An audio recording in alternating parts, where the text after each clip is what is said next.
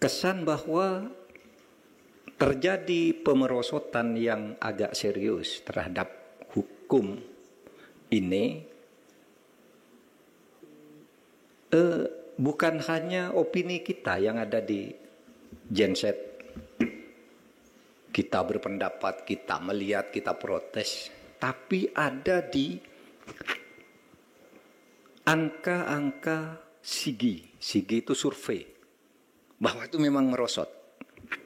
Dengan metodologinya yang sangat ketat untuk mengatakan kapan kita merosot, kapan kita naik. Gitu. Nah, sekarang ini kalau kita melihat keadaan kita, kok rasanya kita ini hampir putus asa. Semua hal sudah kita lakukan untuk menegakkan hukum.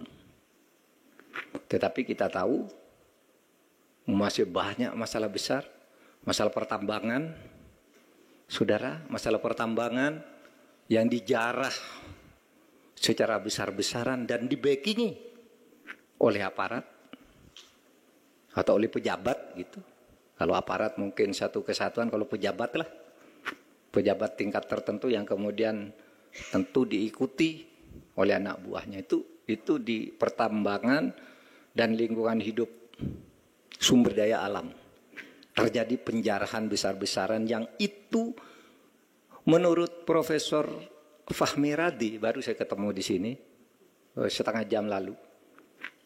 Menurut beliau di Indonesia ini penyelamatan tambang dan lingkungan hidup tidak akan bisa diselesaikan kecuali presiden sendiri yang menyelesaikan. Karena kalau di bawah presiden itu semua backing. Itu Profesor Fahmi Radi. Ya, sekarang juga sedang ada di ruang sebelah sana. Sedang menyampaikan paparan tentang ini. Jadi saudara, ini bukan pendapat orang yang mungkin karena beda pandangan politik, enggak. Sehingga saya 2 minggu lalu saya berbicara di depan The Habibie Center, Habibie Demokrasi Forum, ulang tahun The Habibie Center yang ke-26. Saya menjadi keynote speaker. Ya, seperti ini. Saya katakan waktu itu, saudara, kita ngapain seminar-seminar gini terus? Teorinya udah habis. Gudang teori itu udah kosong, udah dipakai semua. Apapun nanti coba, apapun nanti yang kita bicarakan, itu teorinya udah lama dibicarakan. Kenapa seminar lagi? Ya kita ingin mengingatkan.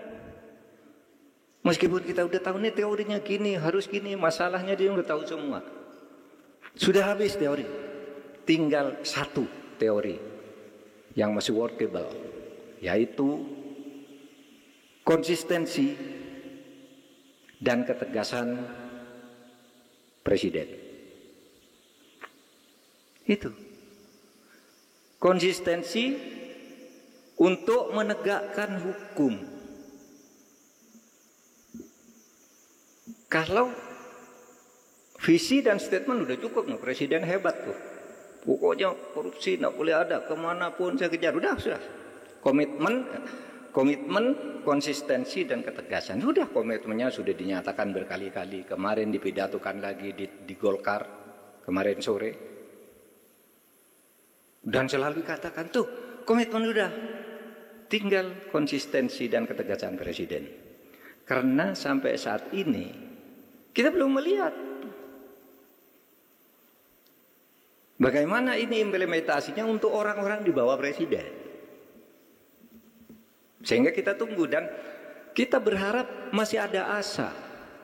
Jangan putus asa. Di tengah keputusasaan banyak orang ini masih ada asa. Asa itu harapan. Apa harapan kita sekarang? Kita tunggu. Pak Presidennya apa nih? Untuk kasus ini apa? Yang sudah muncul nih. Kan ini harus presiden turun nih. Udah banyak nih kasus ini apa. Orang kan curiga ini dilindungi. Wah, ini sekarang terbongkar, itu dibongkar oleh ini, ditutup oleh ini dan seterusnya. Ini yang sekarang sedang terjadi. Sehingga setengah bulan lagi kita mau masuk tahun baru, kita berharap. Kalau saya sih masih berprasangka baik. Mungkin Presiden, ingat loh Pak Prabowo orang cerdas. Bacaannya banyak, pengalamannya panjang. Timbul tenggelam di dunia politik sudah dia alami. Sehingga saya berprasangka baik. Ini mungkin Prabowo masih sedang menyusun sebuah strategi untuk mencari momentum, untuk menggempur ini semua. Itu prasangka saya. Tapi ada prasangka, ini kok sama aja gitu. Nah kita lihat aja nanti. Ya, sama aja tidak memberikan asa. Tapi saya berharap masih ada asa, karena ini kan baru 52 hari Pak Prabowo memimpin. Kita kan punya rentang 100 hari biasanya kalau menilai.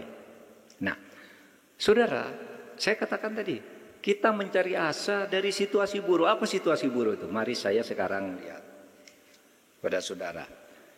Menurut World Justice Project. World Justice Project itu satu lembaga SIGI, lembaga survei internasional yang mensurvei indeks ketaatan pemerintah terhadap hukum, indeks the rule of law.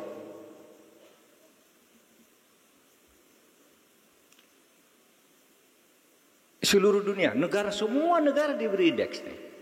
Ini sekian, Singapura sekian, Indonesia sekian, Jepang sekian, Amerika sekian, terus diindekskan. Ini teman World Justice Project yang sekarang orangnya sedang ada di sini. Sengaja saya undang ke Indonesia untuk bercerita. Sudah 10 tahun